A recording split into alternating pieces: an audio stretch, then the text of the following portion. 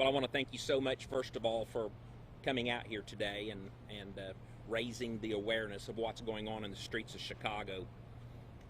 We're standing here today near the spot where two tourists were mugged at gunpoint just outside of their hotel last night. This is not a test. This is a wake-up call. Chicago is living the purge. When criminals ravage at will and the cops are told to stand down. J.B. Pritzker and his cohorts in mayhem are directing the film.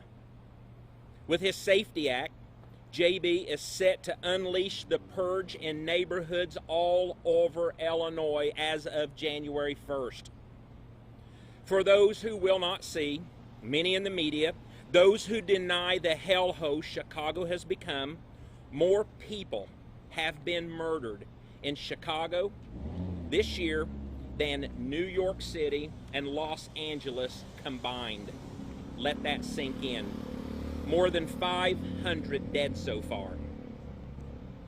J.B. Pritzker, Lori Lightfoot, and Kim Foxx are personally responsible for this. For those who will not see, lift the veils from your eyes before they're ripped away by one of the gangs or criminals that our leaders have set free. Watch the video of a gang of armed robbers terrorizing Wicker Park residents Monday. The cops spotted them getting away, but they were told to stand down. Don't try to catch them. Don't pursue was the words. That's the rule in Chicago.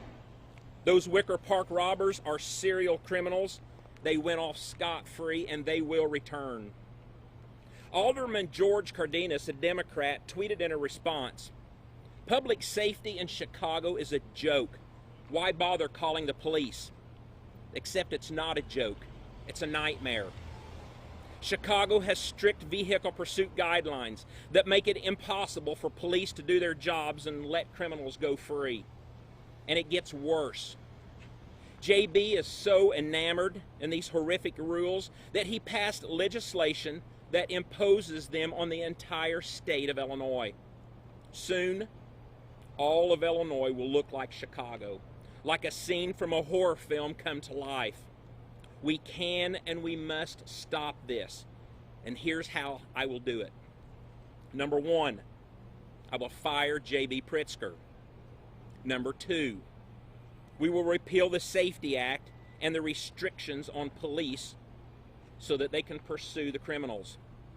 Number three, we will pass legislation that allows Cook County voters to recall their state's attorney. Because even if the robbery gangs were arrested, there's a good chance that State's Attorney Kim Foxx would send them right back on the street. Number four, we'll pass legislation cracking down on gangs.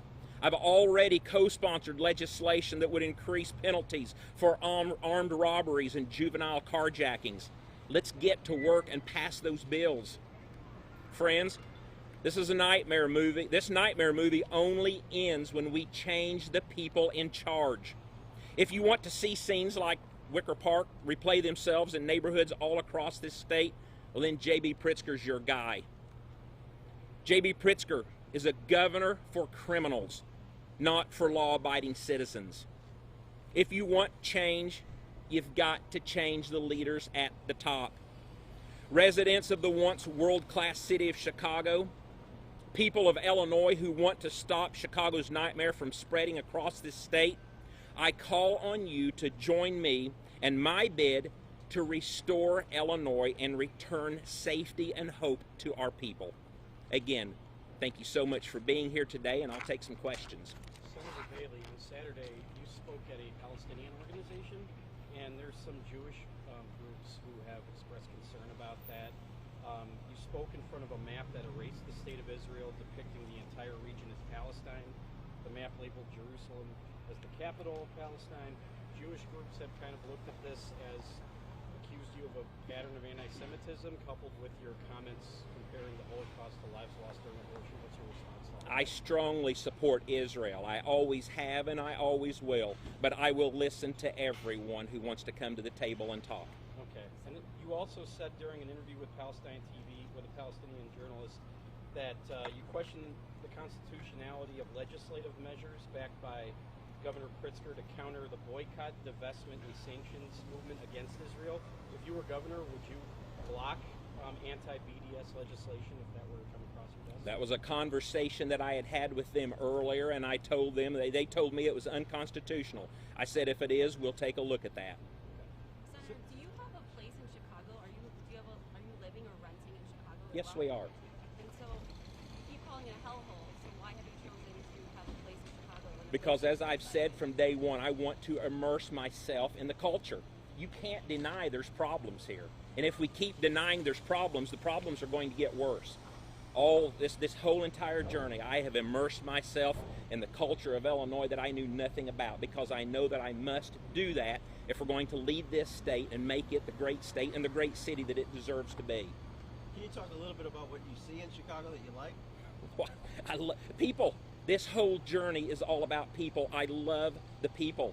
And when we go into the businesses and walking along the street, as I was waiting for my Uber, people are coming up. People are looking for hope. I mean, this is not a game. I'm not looking for this to be, it's just something to put on my shelf. I want my children and I want my grandchildren to be able to enjoy the Illinois and the Chicago that I knew growing up. But it's all about the people, and we all deserve better than what we have and what we're getting. Do you believe victims of crime should be featured in political ads like the super PAC that is supporting you, showing you women being mugged? Well, I have nothing to do with that super PAC, obviously, but I think whatever we need to do to raise awareness and wake people up to understand, the situation with what's going on, because it's real. And in some parts of the city, they may not understand it, but come down here tonight and walk around. There's businesses here trying to thrive. Yet there was a mugging that took place here last night. We deserve better.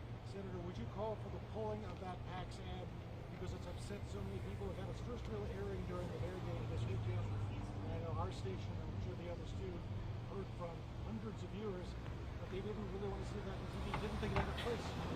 Well, I think I addressed that just a minute ago. We're going to have to take the veil off, and we're going to have to understand how dire this is. One thing I'd like to know, did J.B. Pritzker reach out to the victim?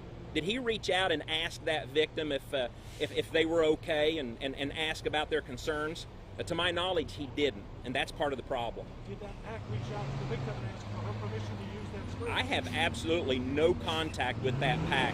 To my knowledge, it's illegal for me to have any contact or any say whatsoever. So what they do on their own. Do you support what they do?